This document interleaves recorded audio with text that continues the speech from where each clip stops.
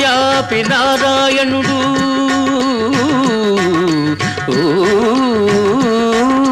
సర్వవ్యాపి నారాయణుడు ఎక్కడ చూచిన ఉంటాడు ఆ స్వామి కొరకనే శోధిస్తున్న తీర్థాలన్నీ తిరుగుతూ ఉన్నా